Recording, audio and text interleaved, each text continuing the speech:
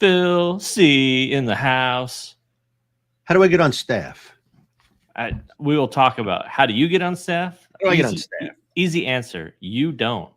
I don't. I wouldn't. I wouldn't hire me to be on staff. I refuse to be a part of any organization that would have me on staff. Has me as a member. That was fantastic. What's happening? We have a great show, episode 6. And we're going to be talking about a lot of different things today that hopefully will help bowlers of all kinds, from the aspiring pros to the aspiring league average leaders, to the people that foul on TV. They're already on staff. I mean, if you get to the show and foul, I mean, I'll still probably put you on staff. Yeah, it's true. It's not a big deal. It's happened. What a rough show that was last night to start. That was a little rough. Well, and then your boy bowled good. Yeah, he bowled a good game. Just missed a spare. Missed 3-6-10. He did. He missed a 3-6-10, and and that changes that whole 10th frame. I mean, where he only needs a mark. Yeah. Then he claimed he beat himself up over missing the move. Yeah, got out of urethane just a shot too late. A shot too late. Exactly. Happens. I know it. So we got a few topics for today. Getting on staff, some technology, and some scoring pace. Some technology. Yeah. You say it so like you marginalize it right away, like it's just something. That's why I did that on purpose. Some kind of technology is something. And then it's always been a controversial topic, was whether it's the bowling balls or the lanes that influence scoring the most. So we'll get into that a little bit today too. Panici's in the house. I saw him at golf a couple weeks ago, and he said we ignored him in the chat. And I was like, well, what time did you watch it live? He's like, no. I was like, well, there you go. I didn't ignore him. I even wrote, hi, Jim. Oh, Jolene Lawson's in the house. Jolene. Nice. I haven't seen Jolene in a long time. Yeah. Okay. Let's get on with the show. We're going to start with everybody's favorite question they ask you. You get asked this question all the time. And I get asked this question more than any other question you can possibly imagine. Yeah. Some people call it, how do I get sponsored? And got to the point where I only answer the question how they ask it. Right. So if a guy says, how do I get sponsored? I say, well, you have to bowl really good locally and ask somebody with money to put it up for you. And then they write back and say, no, that's not what I meant. Well, that's what you asked me. Well, what do you want me to infer what you're asking? Yeah. I was supposed to guess what you wanted to ask me. But I get that a million times. How do I get on staff? How do I get sponsored? Why are you doing a bowl-a-thon with your kid? Yeah, that's what they write. How do I get sponsored? I don't know. What do you want? 2 cents a pin and knockdown? What do you want? Yeah. So I always tell them, go find somebody with money. Anyway, here's the part about asking about staff. You got to really ask yourself what the reason is that you want to be on a company's staff. And if it ever gets down to the words, I really want to get free bowling balls, you're probably not going to get picked. Even if that is the reason and we don't know it, it'll come out. If you want to be on staff because you're looking for a future in a bowling ball business, possibly, getting on staff is probably one of the steps, maybe. Why are you laughing? I'm laughing at Panici's comment. I couldn't ignore it. Say? He said, if I had Phil's money, I'd burn mine. Hey, Jim, I was thinking the same thing about you. That's right. It's like one of you guys are on San Marco Island enjoying cigars, and the other one is not. I'm still working. Yeah, who's got the money? But I'd put Jim on staff.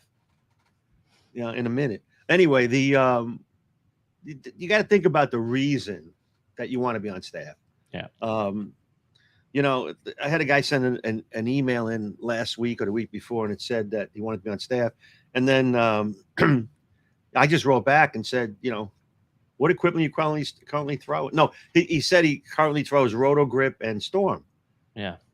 And I was like, I wrote back and said, well, how do you know that Radical would be a good match for you? And his answer was, well, I know my equipment. Well, you don't know my equipment, you know. So I think what happened is he probably got dropped by Roto Grip or Storm, and looking for that free fix again. Exactly. And you know what? I've been doing this for 30, going on 34 years. I could recognize when the answer is I really want free bowling balls. Mm-hmm. So, you know, what do we look for? You know, the one thing we look for, you have to be an influencer. And what does that mean to you? To me, that might mean something different to me. Absolutely right. To me, that means somebody that is approachable, has a lot of people that ask him about what he does and how he does it. And he's a promoter, not only of himself, but of the product that he endorses. What does it mean to you? It means to me is, I mean, I managed a staff for many years as a rep out west. And then when I came to Michigan, I actually managed the entire staff of over 500-ish at the time. Now we have a lot more since the acquisition of the Ebonite brands. Right. But for me, you know, in the field, the first thing I looked for, you know, I kind of classified staff guys as in two different parts. You know, the guys that were the elite bowlers, right, that traveled to bowl everything, everywhere in the Northwest, right, and then the guys that were just upstanding people that were affiliated with pro shops and bowling centers. Okay, you know, where they may not have been as good of a bowler, but everybody likes them. You have great relationships, not only with other centers and pro shops, but with people too. I mean, your fellow bowlers, you know, have to relate to you as well. Because if you're the best bowler in the area and no one likes you, that's not good for you. It's not good for you. That's not good for your chances, you know? Right. You know, and I consider influencers like pro shop guys. Sure. Fall into that category. They are directly responsible for who gets what product. Absolutely. So, you know, when I look at it, that's the first thing I look at is if you're in a pro shop, there's a good chance that you can get on staff. If you and you can't be a part-timer at your pro shop. You can't work 4 hours a day and, you know, want us to give you every ball that comes out. But if you're in a pro shop and you have a decent clientele, it's a good chance you can get on staff. Sure. You know, but then again, with that comes you have to have our product on the shelves. You got to be selling the product consistently, you know, and so on. Yeah. There's an expectation there on both sides. Absolutely. We're going to supply you with what you need. And in the end, you know, you're going to try to make, you know, Brunswick product go out the door first. Right. You know? Yeah. It has to be that way. If a customer comes in and asks for something specific that's not ours, that's fine. That happens. But someone's kind of on the fence. Hey, I don't know what I want. I kind of want something like, you know. What do you when they say, what do you think I need? My answer usually is you probably need lessons. But when they ask, what do you think I need? You probably want to have them. The first word out of your mouth is, well, on this wall I have, and they're all our brands. You know, and then you can start to whittle it down to more specifics. But the majority of people that send me requests are looking for free balls. You know, and I get some beauties. You know, a guy won a handicap tournament over the weekend using the sneak attack, and he'd like to get on staff. Or I only throw Radical, and what I throw, everybody wants to buy. Well, you know, is that true? You know, right? Because we could check. Yeah, we can. You know, and then there's the guy with the 175 average that got to 190 throwing the, you know, the new outer limits, and he wants to get on staff because he knows he could bowl on tour in 2 years if he had Radical Equipment sponsoring him. Right. You know. Right. So, and then you get the guys that think it's just because those guys on tour have access to all that equipment. Yeah. That's why they're on tour, and that's why they're so good. Yeah. And like some of the problems with that is the detriment, and people don't realize that. yeah. We have my guys here, and everybody knows Seth, and now Caleb Coleman is a two-hander that's been on our website a few times. It's fantastic. But I always caution them not to fall in love with the new ball. It's always nice to have, I got another new ball coming. But you can't have that many options and always guess right. You got to have your go-to stuff that's in your arsenal that is going to work. And, the new stuff comes in. If you can't replace an older one with a new one, the old one's got to stay in the bag. So staff guys always think, well, look how many new balls I'm going to get. Well, hey, I own a company and I got 4 balls in my bag, and none of them are newer than a year old. There's so much information out now, and so many people are on staff, and with social media, the person that's not on staff says, "Oh, I want to be on staff because so and so's on staff. I feel like I'm better than him." Yeah. Back in 2003 when I first got, or 2002, I don't remember what year exactly was, but I got asked to be on staff, and I was like, my first question was, "Well, what does that mean?"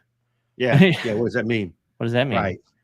Robert Lawrence was the rep in the West at the time. Sure. And I was in a pro shop, and starting to bowl regionals and stuff like that. And he asked me, yeah, do you want to be on staff? He's seen me throw some shots, and he's seen me do some videos and stuff. Right. And the first question I asked him was, well, can I still throw my Columbia Stingray? Yeah. I had no idea what the rules were. And I was just like, what is apparently it's an exclusive contract. I got to throw only Brunswick. Yeah, you're on staff, but you can use whatever you want. No. Well, I didn't know. That's the thing. I know you didn't. There weren't 1,000 people out there that were on regional staff. Right. When I was when I was on staff, there had to have been in Southern California, which mind you is a pretty big populace. Yeah. I was probably one of 3 or 4 people in all of Southern California on staff. Yeah, I understand. And then it was a big deal. When I bowled on the island, I was bowler of the year the one year, and I couldn't get a comp ball. I mean, there was AMF was on Long Island. Mm-hmm. They were on Long Island, and Roy Ryan, who was the boss at the time at AMF, said to me one day in league, he said, "Hey, I got a ball I want you to try." I was excited. They want to give me a ball to try, right? He gave me the ball. The ball was drilled. He asked me to plug it and throw it and let him know what I thought about it. Can you imagine doing that to someone on the truck nowadays? Right? Isn't that incredible? Like giving him one of Don Barrett's old balls. I'm like, here you go. Go ahead and get that plugged and let me know what you think about it. Yeah, hopefully that layout's good for you. But if not, just plug out everything. Yeah, and it was a blue angle, the dark blue one. So it was funny because nowadays, I mean, people they just think it's free city. Everything is free. Everything give me free. I get people in league. I got a bowl league tonight that ask me, can I get a ball? And now they don't even ask me. It's just I got to the point where because you're mean. That's I'm mean. Well, I used to go in and I get there early, and my son bowls in the league, so I'll meet him for dinner sometimes at the lanes. We'll have something from the stock counter, hang out, and a lot of times if he's not going to be there, I'll get something to eat. And I mean, people sit at the table. They just invite themselves over to sit. So now I put my headsets in, even though they're not even plugged into my phone. Yeah. You do that so you can eavesdrop on people too. Exactly. But, staff is not to be taken lightly. And I think a lot of people do. We look at it as an extension of the sales team, and it's expensive to put a guy on staff. Yeah, bowling balls don't grow on trees. Yeah, it's a couple of $1,000s a year to put a person on staff between shirts, the discounts they get for buying product, plus the products we give them. It's a very expensive situation. And if we're not seeing a return, you got to look at it this way. Hypothetically, if it's a $2,000 investment on my part, I can't only get back $2,000 in sales. Yeah, because I could have done that without you. Sure. Right. So you realize you could break even by doing nothing. Exactly right. I could break even by doing nothing and not have to worry about the guy that flipped out while he was bowling league one night and kicked the ball return or tore his shirt off. and shouted derogatories at children on the way out of the door. Yeah. Or cursed at the manager's wife or something. Yeah, never to be invited back to a center. I Yeah. had to So deal with that kind of stuff back in the I day. know you did. I know you did. Deal with all sorts of complaints from centers and other pro shops about this Right. staffer showed up and he did this. And like Exactly. this is the kind of people you have representing Brunswick. It's like I hear that all the time. This kind of people you have representing your company. I'll talk to him. I'll talk to him. I'll see what's going on. Right. I'm very sorry. We'll get Yeah. this straightened out. Yeah. Yeah, exactly. Now I got to manage somebody that I'm breaking even on. Really? Right. But those guys, I mean, when you're on staff, you're under the microscope and you have a target on your back. Right. Where you like to say, how do I get on staff? Double in the attempt to win the US Open. Yeah. I told people it's like, when I have guys, that ask, or girls, they say, hey, I'm interested in becoming, Brunswick staffer. How do I get on staff? And I always would say, it's like, well, who's on staff in the area, right? In greater Northwest. Yeah. And they always say, yeah, of course, I know everybody. I was like, okay. I'm like, are you bowling the same tournaments that they are? Like the Portland Masters, the Seattle Masters, all the Swisses. They're like, yes. I was like, all right, well, this is going to be very easy for you then. Did you beat them? Show up and beat them. Right.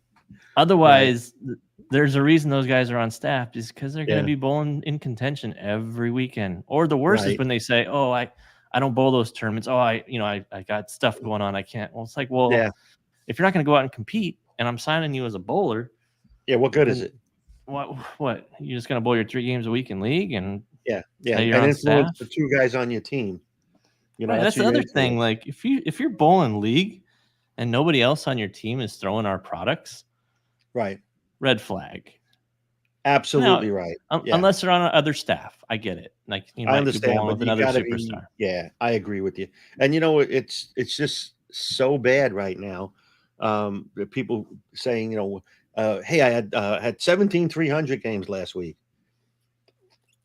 Not last week, but I might have 7,300 games this year, right? Signed. Yeah, or 2 800s and this and that. But the scoring is not what I look at because it's not even about how good you are anymore on scoring. It's how you match up. Sure. I mean, you could be a better bowler than 10 people around you and never score the same way they do because you just don't match up.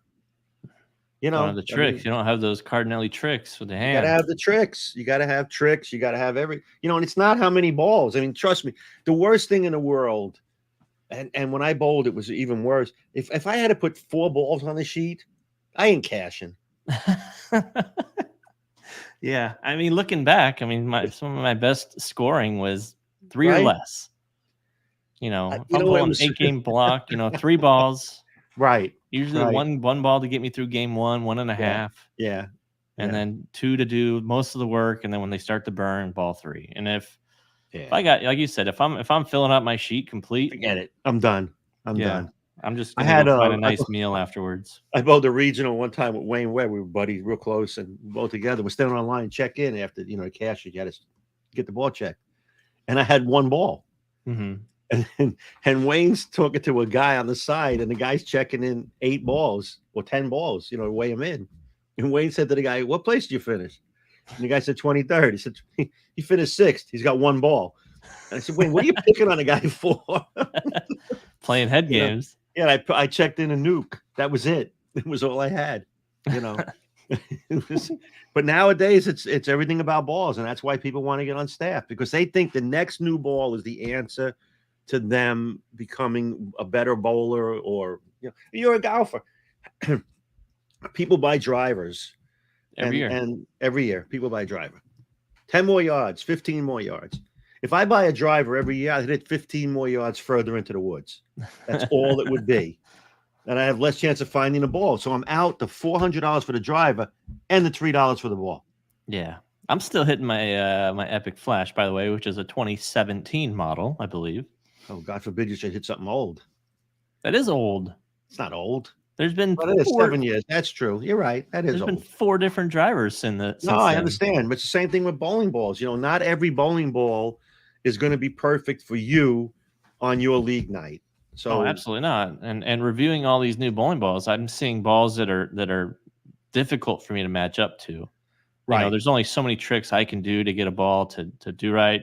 Yeah. You know, like with this last video I just did with the Ocean Vibe, you know, out of the box shiny. I couldn't get that ball through the pins shiny. Right. Not It's not a actually bad one ball. time. No. It's just for the fresh pattern that I bowled on. Yeah, that's it. Not good. Right? No. I agree with you. When I surfaced it, it was great. But yeah, I mean, I didn't like every single ball we come out with when I was on staff. There's some balls I drill. I was like, ooh, okay, well, let's try a different layout, you know. And because back then, you know, I believe I got 2 of every ball that came out, but that was there was only one brand. There was no 7 brands. No, I know it. Now it's crazy, right? Yeah. So like if you think like being on staff with Brunswick means you get 1 of every ball from every 7 brands, you are sorely mistaken. Not even the pro staff get that. I loved every ball we come out with every year. I love it. I love them. Now you're certainly biased. No, I absolutely love every ball we come out with. As a bowler, I love about 2. Yeah, I mean, you still throw your Intel. My Intel is my number 1 ball. Yeah. So you know what? But you know why? Because it works. Sure. You know, so you gotta, as a staff, you know, looking for staff. I see a lot of comments too. So yeah, we'll go through staff here a little bit, or no, sorry, staff, all the comments from people, and kind of catch up here in a minute. Right. But you know what I see is the reason I always tell people, and I don't tell them when they write in because I can't be rude to them, but people that ask me about it, I always tell them you got to think of the reason you want to be on staff. Sure. You know, and if the reason is, well, you know, look all the free product or the shirts, and that's not a reason for me. I mean, it's the reason for them, you know. For them, it's a reason. What's my return on investment?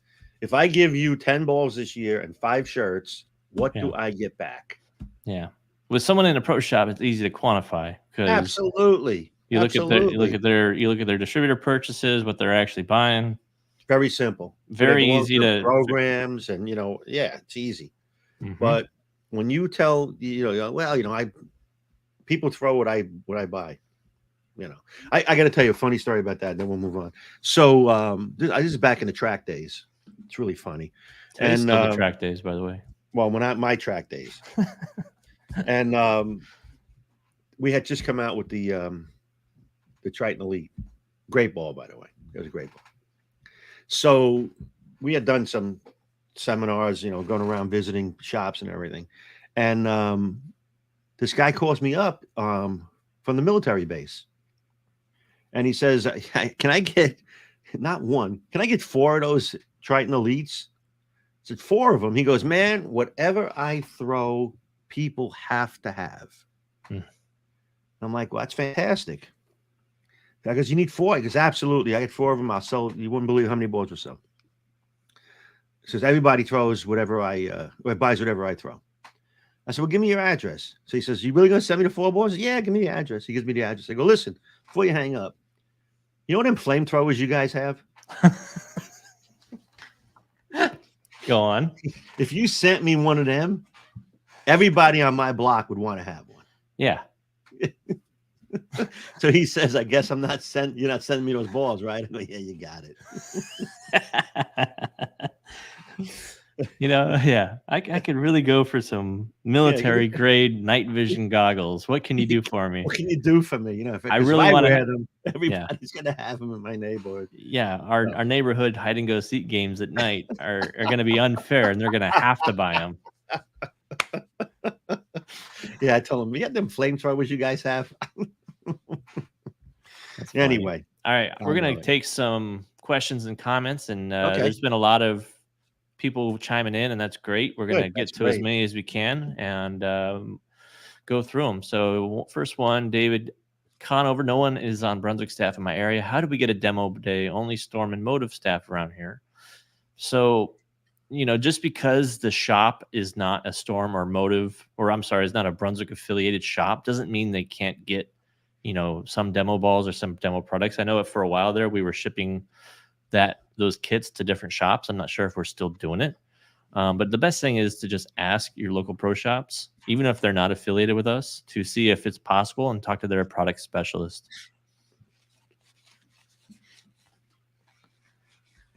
Let's see.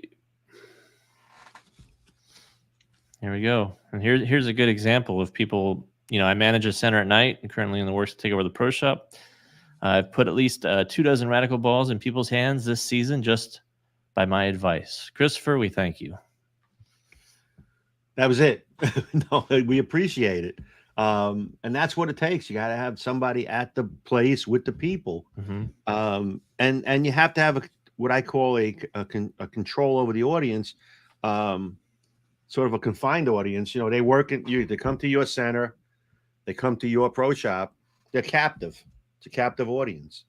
And you can basically, if you're good at what you do, you can influence them. Yeah. And that's the people we look for.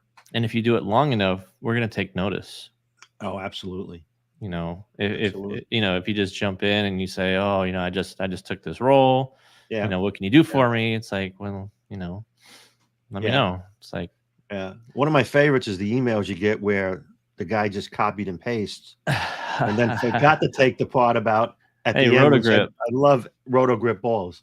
Yeah, I've seen once you get on Radical staff, blah, blah, blah, blah, blah, blah, blah, blah, blah, blah. And for the last 10 years, I love Rotogrip balls.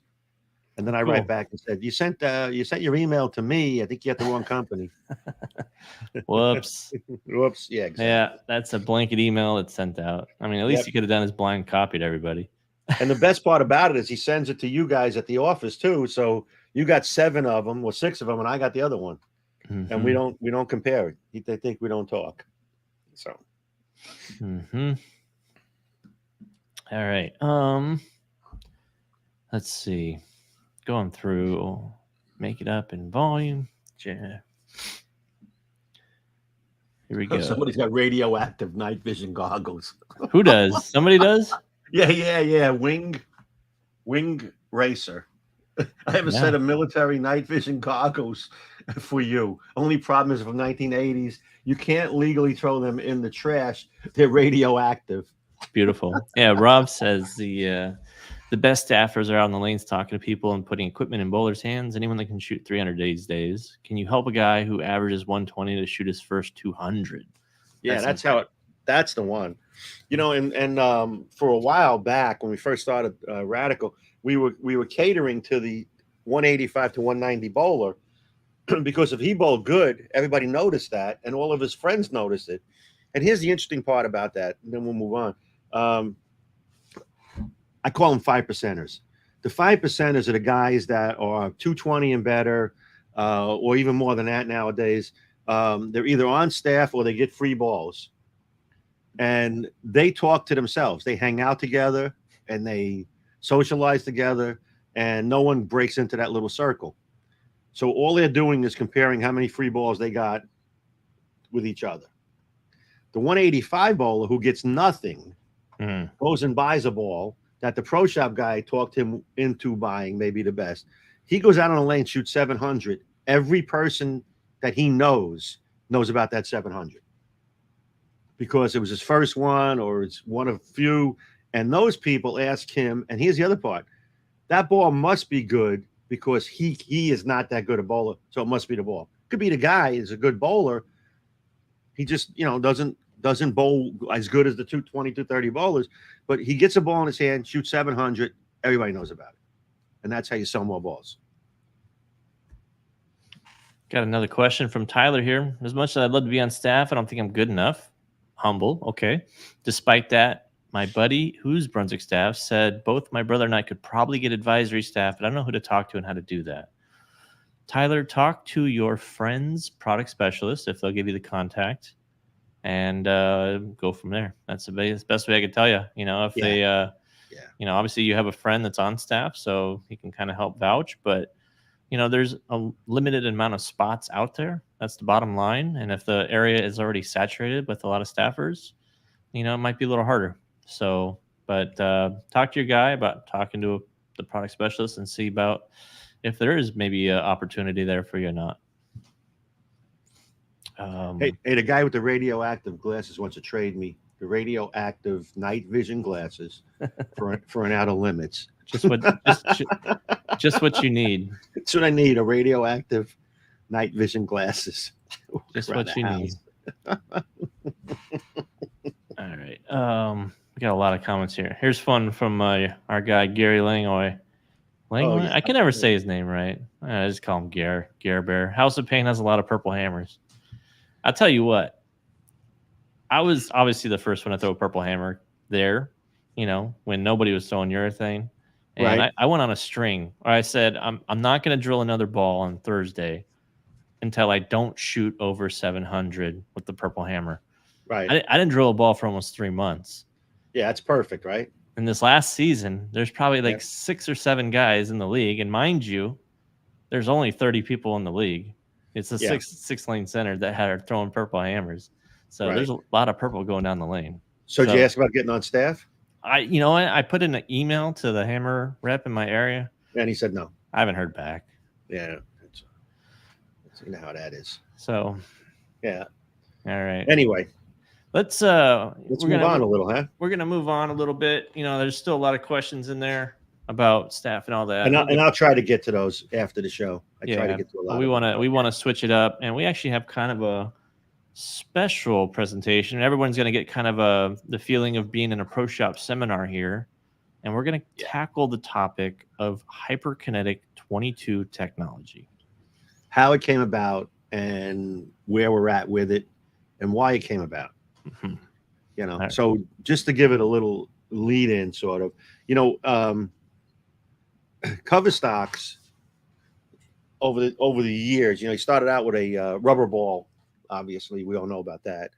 And then the first polyester ball came out. And, Brunswick had polyester balls, and so did Columbia, up in Euphrates, Washington, on the Columbia River. That's where it was named Columbia. So in case somebody didn't know that. And they made a pearl colored polyester ball. And Brunswick copied them, infringed, and they had a lawsuit. And the lawsuit was against the patent on the pearl multicolored, the pearl polyester ball, or the colored polyester ball. Anyway, they couldn't afford to fight Brunswick. So Mr. Zeller, who was the original owner of Columbia, invested in Columbia itself, and then hired Mr. Herman, who was an attorney, to fight that lawsuit. And he won. He beat Brunswick for that. And for that, Mr. Zeller gave Mr. Herman half of the Columbia business at the time. They moved to San Antonio. What does this have to do with HyperKinetic22? Well, here's what happened. Is this a long trip around to the point? Yeah, we're going to get to the point. So, when that happened, all of a sudden, everybody wanted to have polyester balls. Every company that wanted to have it. And then that evolved into, the rubber ball, then into urethane. So with urethane, it was simple. You bought urethane from a urethane company. Mm-hmm. There weren't a lot of variations of urethane. Still 2 parts, right? 2 parts, A and B, right?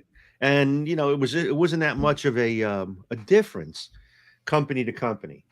Then Brunswick put additives in, and you had particle. Then Columbia put an additive in, and you had particle. So it went and evolves to the point where now you have a resin ball come out that Steve Cooper invented for New Line. Okay.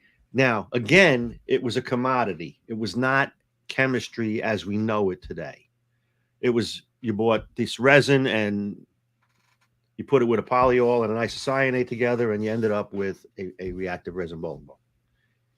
But once that happened, you couldn't extend it any further to get performance out of it. It was A and B, and they were 1-to-1 ratios.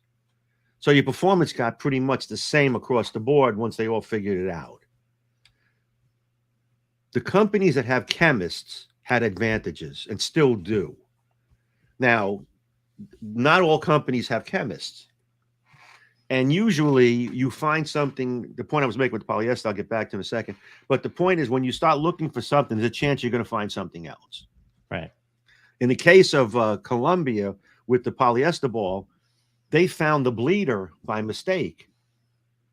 That was the standard to polyester balls. And nobody's ball was close to the bleeder. No. None. It was by mistake. The guy found it. A chemist at Columbia found it by mistake. New Line found reactive resin by mistake. They got it from a company in South Carolina. They shipped it across the country, and they had to put additives in it because of the temperature change. Next thing you have, reactive resin bowling ball.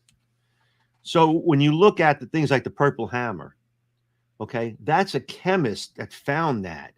It's not a urethane mix that you go buy a regular urethane bowling ball, and it's chemists that found the formulas. So when you sit there as a company like Brunswick who has a chemist, and I think they're the only one that has a chemist on premises that works for the companies. The chemists look for product. They look for variations. They study the what's available and what's not available. They study additives. Mm-hmm. And you evolve what you have step by step by step by step. And eventually, and along the way, you're selling product with these each step you're taking, but you eventually get to a point where you found something so different. And that's what happened with the HK22. It was a 2-year process. Should we start with the slides? Yeah, you might as well. Okay. Since we have them. Yeah. But you have a 2-year process in the making, and what you're really trying to do is you're trying to hit a target. Obviously we acquired Ebonite, and then we did a SWOT analysis, which is measuring your competition, strengths, weaknesses, opportunities, and threats. Right. And we knew that Storm had certain things that they had going for them. And on one end of the spectrum, they had better product than we did, but on the other end of the spectrum, we had better product than they did. So you start to look at what we know, what the chemists know, take the technology from Ebonite, the technology from Brunswick, you put them in a room and you say, this is what we have, and this is what we need. This is what we want to get to. Right. An opportunity. Under the opportunity section, this is what we need. Okay. This is where we can excel. And you do that. And we did it for 2 years. I mean, working on this. One of our weaknesses, we had polyester, polished balls they didn't do what the other company's balls did, the polished ball. It needed more traction and oil without sanding it. And that's what the target was, period. Go find that, and of course you didn't want to lose the shelf appeal. A shiny ball has to be pretty decent looking on the shelf, whether it has to have the clarity to it or whatever. So, we can, and little did we know we were going up against a rigged deck when it come to shiny ball performance. Yeah, when the company has and it ends up that you're right, the deck was a little rigged because the hardness wasn't there. Mm-hmm. We could have made softer shiny balls that hook, but we couldn't do it because of the USPC rules. Mm-hmm. But I guess it didn't pan out for everybody the way it should have. Yeah. So after acquisition, the goals obviously were to create the best possible Black Widow and to recreate the purple urethane hammer, which were the 2 iconic bowling balls in the hammer line. Must get right. There's no ifs, ands, or buts. Yeah, you got to get those 2 right. The Black Widow and the purple hammer. Right. And the only way to do the purple hammer the right way is to buy all of their equipment from Ebonite, which we did, and buy the same resin, which we did. And make sure the chemistry was there from our chemists. And we hired the chemist from Ebonite. So. All right. So this chart shows, yeah, go ahead, Nick. Go ahead. At the time of our meeting in early 2020, this was our ball line at the time, with the first releases from the 4 new brands, or not 4 new brands, but the acquired brands. And the highlighted spot is where we wanted to get to with our performance. Yeah, we were missing those target areas, and under the requirements and the rules we played under, we couldn't get there. Right. So the common denominator here is we wanted more angular bowling balls that were both aggressive and for drier lanes. Correct. All right. Next. Yeah, we can make them hook if we sanded them. We couldn't get them to go the way we wanted to. So the development for the purple hammer starts knowing that there's going to be some issues transitioning from the Ebonite plant to the Brunswick plant. Had to optimize the chemistry, and we tried to improve the polishing on that ball, which we figured out afterwards it wasn't going to happen. That ball was not going to polish. They implemented some of the Ebonite processes to engineer the Black Widow. We did that. Then the pandemic slowed us down. We understand that. But then USBC announces a change to 73 hardness, January 22 for all new releases. So now all the balls that are manufactured after August 1st must now be 73 hardness. Right. So now we got to go back and re-engineer all of the work that we were doing on the Purple Hammer to make sure that the new ones are all 73 and above. Right, because it's going to take us some time to get that ball to market. Absolutely right. Absolutely right. And side story with the gas mask core and Brunswick's technology and core processing, I should say, with how the cores are molded and demolded. The side molding, right?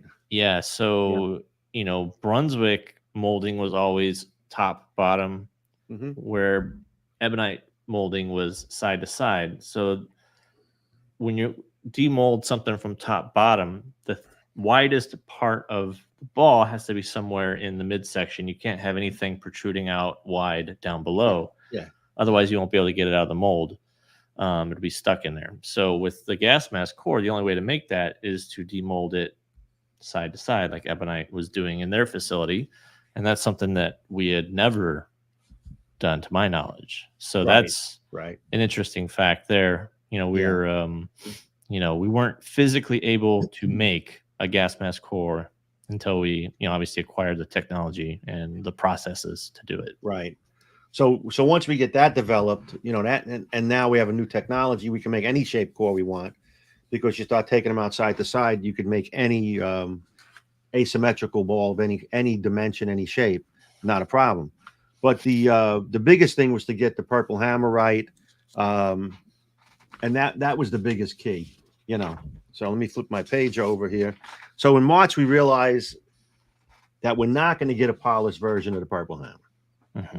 Anybody that's tried to polish that ball realize you can't polish it. You can't. It's just very, very difficult. And the new 73 hardness rule goes into effect. So we could create the polished one, but it was too low. So now we have an entire process to start over, getting a new base cover stock with new chemistry. And that's where the chemists come in. So you take all the combination of the Ebonite guys, the Brunswick guys, and you start creating test balls.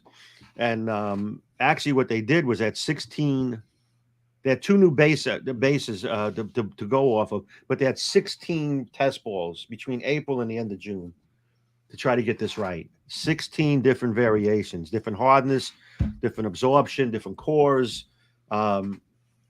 It was just chaos. And not the ball, but chaos. Trying to get the right combination, because every time you made an iteration, well, what if we do this? What if we do this? What if we do this? So it was a 2-year process, to say the least. But in September, after chemistry and fiddling around with it, we narrowed down to a couple of potential candidates for to optimize further. And here's the other part. So now you got these test balls that worked, and you might have 2 of them that are really good, and we're going to make some test balls, and we're going to throw them, and we're going to look at the performance and put them on Specto and get all the analysis we want. How do we know those are going to be manufacturable? Right. At that point, how do you know that 2 months after they made, they're not going to pop? You don't know that. So you have to now, and Brunswick is the best at this, man. We're not going to make bad balls. It's just not going to happen. We're not going to make product that has manufacturing defects. So now we got to go through the optimizing section or segment where we constantly test these balls for hardness, durability, go down the list. And we still had those 2 targets in mind. We wanted them cleaner through the front and a stronger change of direction. That was the goal. Now that we have these two items that we think we have to prove that we can make them and they last for a long time. Adding traction in oil is much easier than getting a change of direction, because you could just, scuff the surface up. We have mechanical, chemical friction already. We had that already. So, and that was easy for us to get earlier and more hook. The problem was cleaner and sharper was more difficult, especially playing by the rules. So I just want to say that again. when you have to stick to 72 and higher or 73 and higher, you have to give up something, and we just couldn't get it. We couldn't understand how other guys got it. Scratch your head sometimes. You sit there and wonder how are they doing that. Well, now we know. But anyhow, it's like figuring out Houdini's secret. Yeah, secrets, right? Exactly. Oh, he's palming it. Oh, okay. Yeah, exactly right. Oh, yeah. What's my cousin Vinny? Oh, yeah. What's that? You have your 3-card Monte game in Brooklyn on the stoop? Did you ever? Yeah. Yeah, that. Right. Oh, he's palming the card. He's got the rope up his sleeve, so we couldn't figure it out. So anyhow, we make some base resins. We start fiddling around with it. We come up with HK22. And if you show the next one, we suddenly had, at that point, this September, 3.5 balls fit into that circle that we put up there. But we had none. Mm-hmm. Defender Hybrid, the 3D attack, and the top speed, the brutal collision, all filled in that portion of the chart, which we couldn't do in the past. So you take HK22, you take the base resins that form HK22, and now you go back and apply all the knowledge you had before that on additives, and HK22 is the start of an entire new resin for the industry. It's not the same as reactive resin. It doesn't pour the same. It's not the same as you can say anybody else's resin is. It doesn't take color the same either. And it doesn't. It's very clear. Mm-hmm. So this took 2 years to get there. It's worth the wait because now that's the number one resin in the industry by a lot. It's not even close. The number one ball. And this presentation is actually a little bit old. It doesn't show what's possibly the most popular ball of 2023 so far. Right. Black Widow 2.0 hybrid. Absolutely right. And of course, this is an older presentation. But we put that on the Bigfoot hybrid, the Katana Assault, and the Outer Limits so far. Which all came out after this. Which all came out after this. Yeah. Right, exactly. Yeah, this was the fall seminar series, correct? Exactly right. So, we got things we're working on. We're working on Rattlers. We're working on another Katana. We're working on the next version of the Outer Limits because we have all of the variations that we can go with. We have new core designs. We tested one 2 weeks ago that was absolutely incredible. And you start looking at the next level. We go back and now look at some of the older cores we had that were reasonably old, not very old, and realize that they became a new bowling ball when you put HK22 on it. Sure. With some of the variations. So we continue to explore other options. Yeah, if you look at even Black Widow 2.0 hybrid versus Black Widow Ghost, which was a pearl versus a hybrid. Correct. Everybody will tell you that the Ghost is just a little bit earlier and smoother compared to a 2.0 hybrid. Right. And that's that HK22 at work. It's the same core. Sure. Same surface prep. Right. Now, one of the interesting things, Nick, and I want to mention to everybody is, I mentioned all the steps along the way. We might have had 16 iterations from when we started, and it was 16 iterations. But iteration 11 was better than iteration 9. And that might have been better than maybe what we had a year ago. So some of the balls we came out with that are not called HK22, but they're HK22 iterations. And one of the examples is the Motion Magic cover stock that's on the Trailblazer Solid. That was an iteration right before we came up with the HK22s. So you start looking at some of the stuff that we come out with that has that doesn't say HK22, but it's probably number 13 or number 14. It just didn't get to be, number 16. Sure. It's not bad, and it matches up perfectly with the core. So we have all of those iterations as well to use. We're way far ahead of anybody else in the industry right now when it comes to cover stocks and durability. We got a good question earlier. Says, do you think HK22 balls might be too responsive in some cases where you wouldn't want that? Like my GB4 hybrid hooks way too hard on the back end for a ball that should be a benchmark. Okay, so you could simply change that surface, right, and make it a little smoother. Right. What I was getting at is, not every ball we make has HK22 technology into it. We're still going to produce balls that don't have it to give you the widest range of spectrum. We don't want every ball to be up at the top tier of that chart. we're still going to produce balls that are smoother. We're still going to, slower, more control, just flat out overall hook, skid snap for dry lanes, smoother for dry lanes. We're going to create that full range spectrum of bowling ball performance. So in the case of GB4 hybrid, that is an angular ball, and yes, you can dull it. But if you were looking, for maybe something that is a little smoother, the GB2 would have been a better pick because that's more slow and smooth and was kind of like that traditional benchmark motion. But the GB4 hybrid is still a benchmark type motion, but when you want something a little more angular, it's still going to be in that mid-range of hook performance, total hook. But it obviously is going to be a little bit more responsive and hook on the back end than a GB2. Well, you look at the outer limits, that's a somewhat dull pearl ball because when it was shiny in that state that it would have been was ridiculous off the spot. So, we made it to be more of a control motion down lane. But again, like Nick said, not every ball is going to have HK22. It's just a chemical compound that we use. It's so different than anything else we have. There was a lot of time put into it.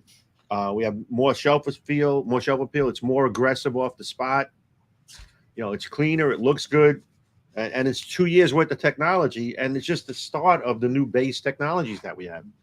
So, yeah, we've got a couple of questions about it's the chart available that we had in the presentations. We don't typically make those charts available to the public, not for all brands. That's mostly you guys got a glimpse of what we show pro shops and seminars when we travel the country. And even more than that, that's something we use in house. Sure. There's 7 brands to manage. We don't want every ball to be in the one box in the middle. Right. Yeah. And the chart, you got to think of it is, with 7 brands, we're going to be coming out with a lot of bowling balls and discontinuing balls throughout the year. That chart changes all the time. So monthly, just that chart is actually already out of date, the one we showed you, because it doesn't show any balls from 2023 on there. Right. It was just to show you what we do as a company. I'll pick up what I want for ball motion for Radical, and then we'll put it on the chart, and it could be 4 of the balls coming out at that time that are around that area. So we move it. We say, okay, that ball, we'll move it to September, and move something else back in that has a different ball motion so that the 7 brands aren't stepping on each other as best we can. Yeah. So, I mean, it's kind of like, when you go to your favorite burrito place, you order off the menu. It's like, well, today I'm feeling a little bit more spicy. So why don't we get a little bit more green sauce on this burrito? Yeah, exactly. Yeah. That's right. Order off the menu. Yep. So, yeah. Any other questions? Yeah, there's other questions. Is it possible to do HK22 on plastic? So the difference between, just to give you a little chemistry history, the difference between a resin ball and a plastic ball is like one cross link.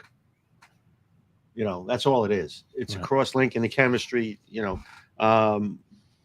so they're just different animals created with similarities at the base level. But, the fact that a plastic ball became a resin ball because of a cross link is just hard to believe, but that's how chemistry works. And is it possible to do a HK22 clear? It's a more clear product. Don't get me wrong. It is. It's still pretty ugly, though. But it is ugly.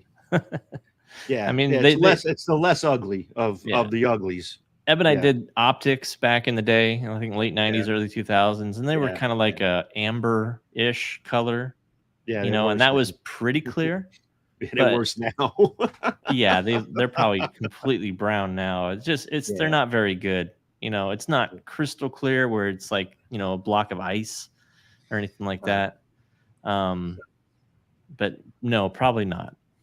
We used to buy the ugliest isocyanate we can buy at Columbia because the uglier it was, the more it hooked. Is that right? Yeah. It's a commodity. Yeah. Okay. John had a question about Innovator with the Motion Magic. What about the innovators that have Motion Magic Plus? I think I'm referring to the cover stock technology on there. Yeah, it's the same. It's just another. What it is most times when it says Motion Magic and then Plus, the Plus is the additives. So when you look at the Motion Magic, it's iteration number 15 on the Innovator case because that came out after the Trailblazers. That's probably iteration 15 on the way to HK22. So it might be the one right before it. And then the Plus is simply the additives we put in. So you have a projection additive, and a friction additive. And that just depends on what we want to put in the ball and where we want it to hook from to match the core. And to round out all the 3 types of cover stocks, can or will HK22 ever be implemented with urethane? No, HK22 is not urethane. Purple Hammer, Double Cross, Attitudes, right? Yeah, here's the thing. You wouldn't want more length and flip, which is inherent in the HK22 on a urethane ball. Yeah, it's not going to help. It wouldn't be a urethane ball for that HK22. It would be a resin ball. Right. So it's different chemistry. Yeah, I don't, the resin balls that start up just after the arrows are the ones you want. I want my ball to start and then lean into the pocket. I don't want to see my ball go 45 feet and then snap. No. So urethane, you got to picture mid-lane roll, if not sooner. Resin balls, you want length and flip. And the longer the hook window, obviously, is dictated by the cover stock. All right. And Greg wants to know why. Oops, wrong one. Switched on me. Why haven't all balls switched to dot technology? Well, the only one company that doesn't have dot is me. Yeah, you're lagging. I'm not lagging. Tell them why, Phil. Tell them. I'll tell you. Okay, so we have less than 0.5% of defect. Less than 0.5% of defect. Meaning bowling balls you get back with warranty. Yeah, well, that crack because of pin, whatever. Okay. Right? So I'm not going to change all of the technology we had and have to recast all of our cores. Which takes a complete redesign, by the way. A redesign. So, for instance, if I wanted to go back one day and said, you know what, I'm going to use the conspiracy core again, and it was dot, I couldn't use those cores. I'd have to redesign. Right. It could be done, but it has to be done completely different because you're pinning it from the other side of the ball. Yeah. Then why would I want to do that? The cores that I know are great. And now that I have a new cover stock, I have another brand new bowling ball. I mean, we tested balls, older core balls, 4 weeks ago, with HK22 on it, and they were a totally different animal. So if I were converting to dot now, I couldn't use those balls. Just do it. No, I'm not doing it. Just do it. I'll never do that. Just lean on urethane ball. Just lean on Phil. He forever for years he said no urethane ever. I never said that. I said never make urethane unless I had the best urethane available. First it was 500 pre-orders. That's right. And then what happened? We only got 498 ordered, so I had we had to cancel everybody's order. Right. And then I said 497 were staffers, by the way, who wanted them for free. Exactly right. So anyway, I know.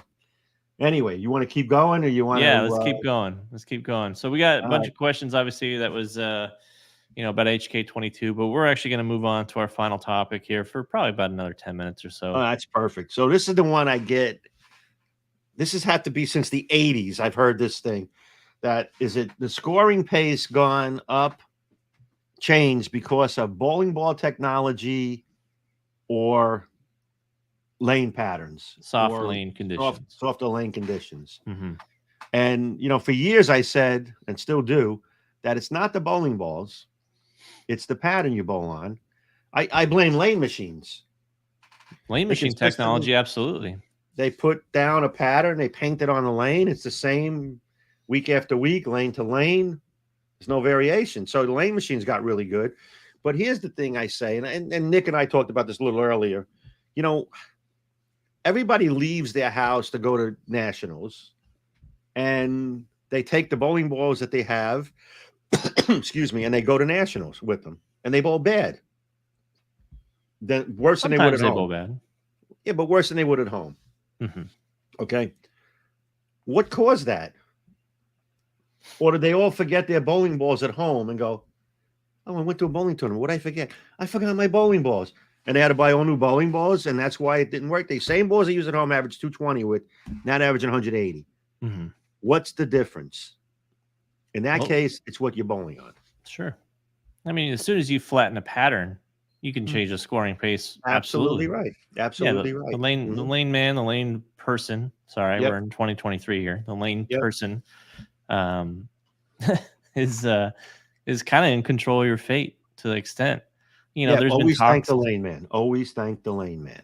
Nobody thanks the lane man. No one's trying I to get know on it. lane man staff. That's why. Exactly. So, people average between 165 and 172 at nationals. That's That, the average each year. that's accounting for everybody that bowls. Everybody that bowls. Right. We couldn't find, just No, I looked it up. numbers for people in like open division or people that came Right. in with over a 200. That'd be interesting data to come in if they can somehow get the scores from people who booked higher than 200. Yeah. Yeah. And what the average score was. So what the average is for all that stuff, that'd be impossible to get. So somebody posted many years back when sport bowling came out that it was 1/300 game in every 46,535 games on sport. At that time, and this is a few years ago, it was 1/300 per 5,000 games, 5,059. So, is it 7 times, 8 times, 9 times harder? Yeah. That's basically what it's saying. It's about 9 times harder, right? Yeah. At nationals last year, there were 52 300 games in 139,755 games. It's 1 in 895 games. Yeah. So now, and then 800, there were 12 of them. I think the answer is both because, you can have the softest lane conditions there are, but if you don't have reactive resin technology, right. Now what contributed to, the amount of sanctioned bowlers going down, I think is just kind of society, people working more, both members of the family are working. So they're, they have less time to bowl. I agree with that 100%. So there's more honor scores bowled in recent history than in the past with less bowlers. Wait a second. Here's something, and I mean, you're right. What you just said is true. But let's do this analogy for a second. Okay. You have 10 guys in the league that bowl, and 5 of them always shoot 300 a year. 1/300 a year. Okay. So 50% of the bowlers shoot 300, right? Okay. Yeah, the math checks out. Math checks out. Okay. I just want to make sure you're with me. Here. Okay. Now, people stop bowling. 2 bowlers quit. But the 2 bowlers that quit aren't the ones that shoot 300 because the aficionados don't quit. They like bowling. So now your 50% ratio went to 71% ratio. Was it more 300s? No. It's just the ratio changed because the bowlers that shot 300 didn't quit. Right. And I think that's what we get led down the wrong path with. People that bowl, I just bowl forever. I love to bowl. I love the game. It's my job. I love it. It's what I do. So that's like saying, the original field of the Masters, which was 300 and something bowlers, right. In the qualifying, there was, say, 2 300 games, call it 2 for the sake of argument. And then when they got to the match play part of it, where there's only a quarter or 1/5 of the field, now they bowled 5, say they bowled another 2 or whatever. So now it's not that, the conditions got easier or whatever. The bowler got better. The bowler ratio of bowlers got better. Right. They got better, sure. So now I do think that the talent level has gone way higher over the past even 10, 15 years, especially with youth bowling being as popular and collegiate bowling being as popular. The skill level starts so much younger. I see some of these youth bowlers on junior gold bowling in the finals, the 12 and unders and all that stuff. Right. Like when I was 12 and under, I was more concerned about going to the arcade. I was absolutely. I wanted my frozen lemonade and pretzel during bowling.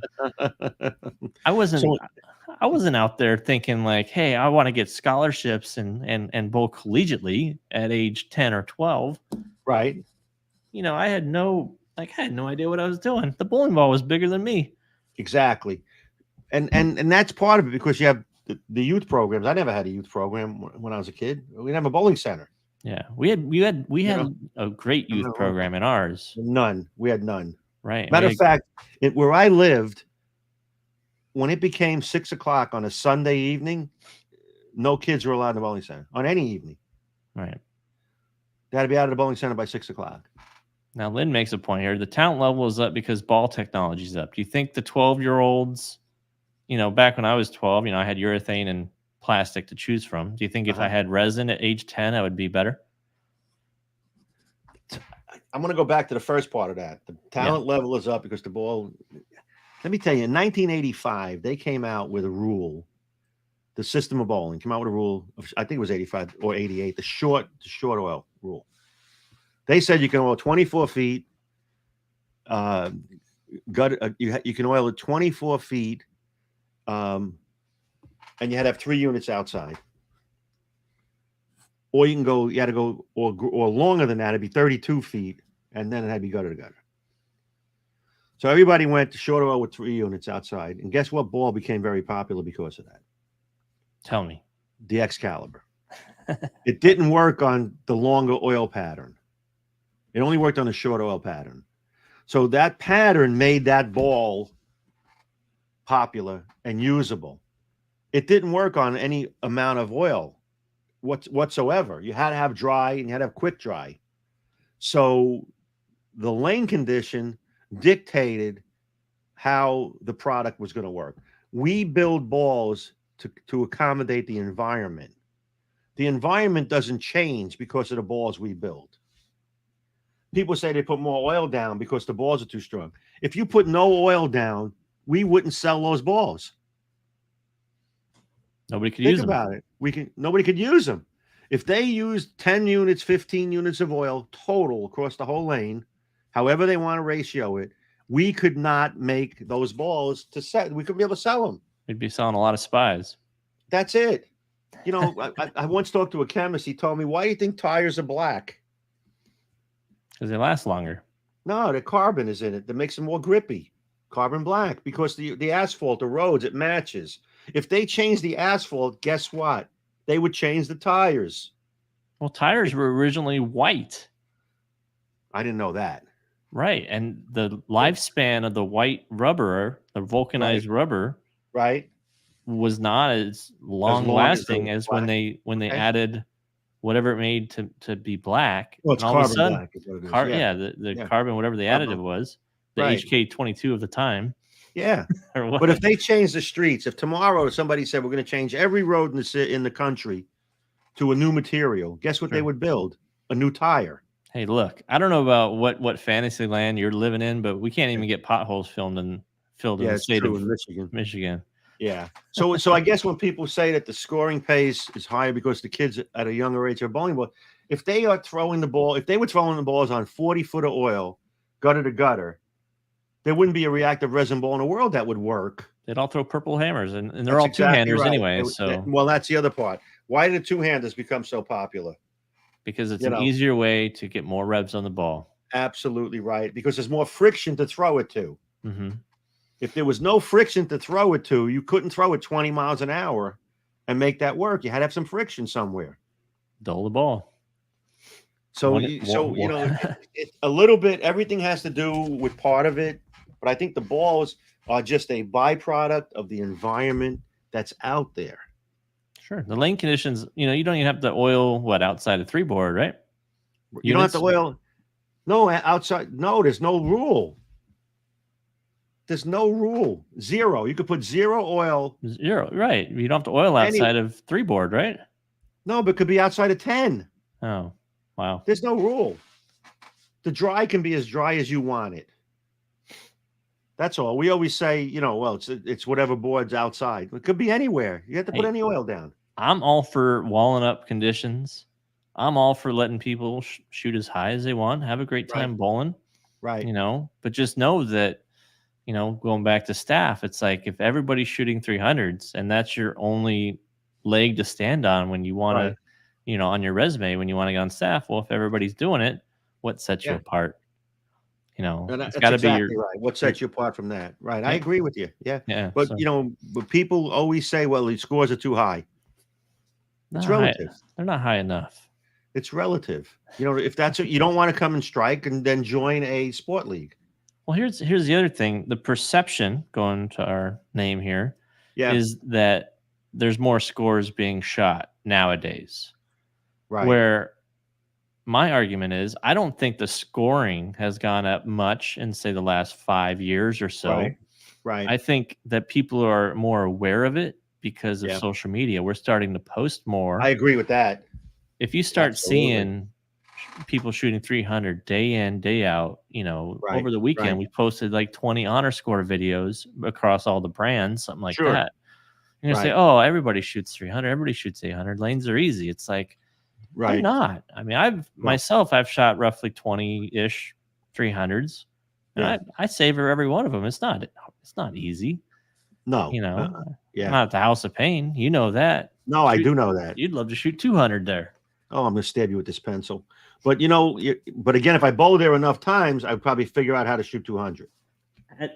How many weeks do you think it would take you to finally 4. give in and 4. then I would bring up drill a spy? I would not how many weeks.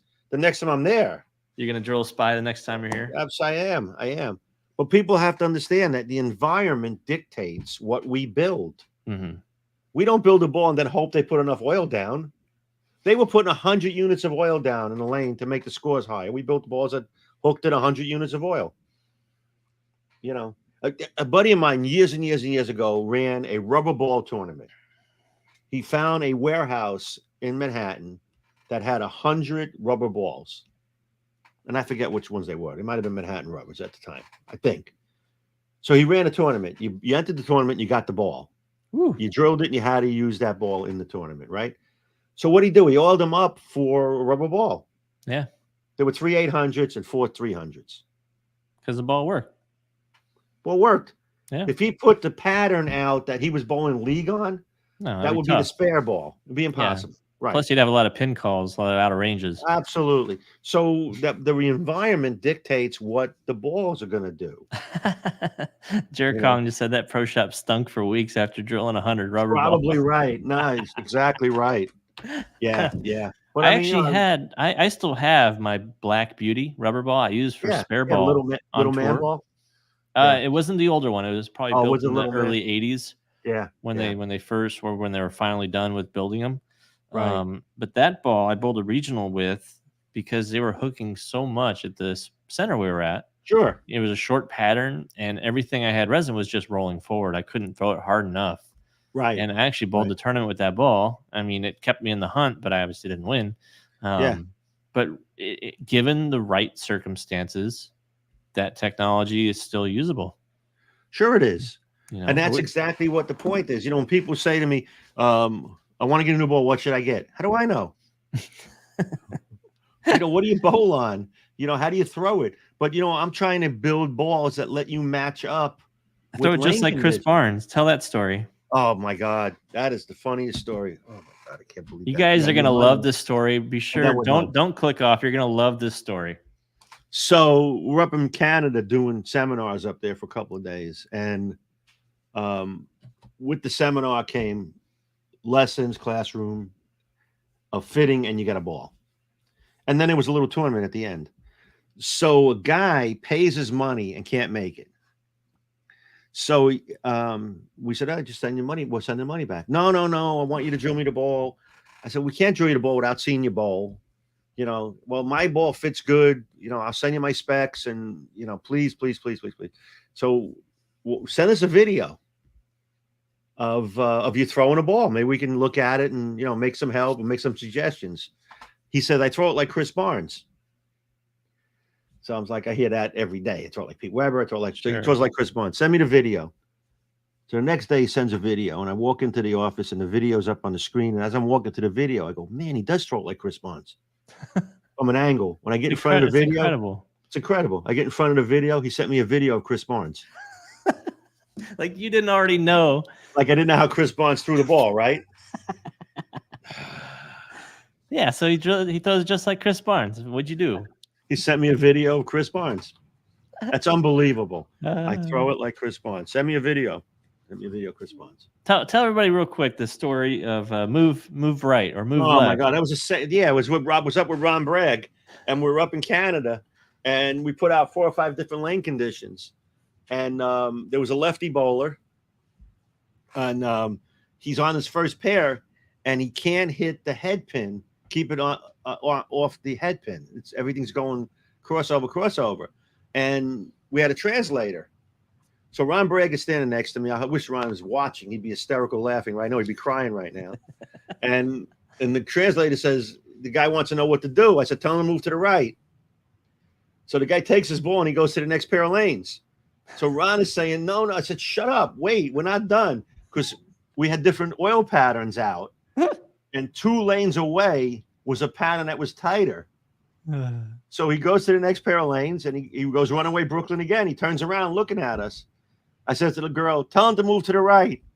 And Ron is now literally hiding underneath the settee area because he's laughing so hard. He's bent over, hysterical.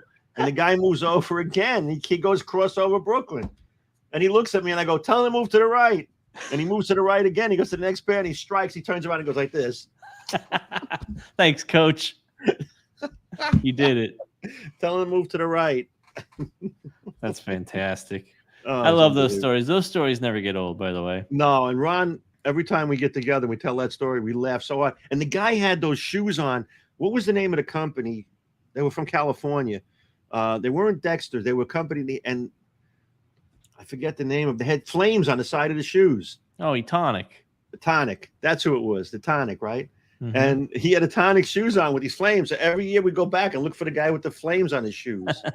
Those were popular shoes. I know they were. He had them. He had them. And man, he was so proud when he moved to the right. 3 times. 3 times. That's a great adjustment. I know. All right. Next week. Great show. We'll pick some topics. Send us some topics, guys. Yeah, this has been a great show. Everybody's been chiming in, giving us a lot to talk about. You know, we had a lot of good content already built into the show and a lot of good things to talk about. And obviously, you guys joining us on this episode 6 and getting questions and comments, we're glad to take them and hope to answer all of them, but it doesn't always happen. So we get back in the chat and answer some of them as we finish up here. Yeah, and I think as we get along, we'll get an episode. We'll pick one, maybe episode 10. We'll give some balls away. Oh, no. Hey, we'll have a lot more people watching for that one, I'm sure. Of course we will. Of course. And we won't have a topic.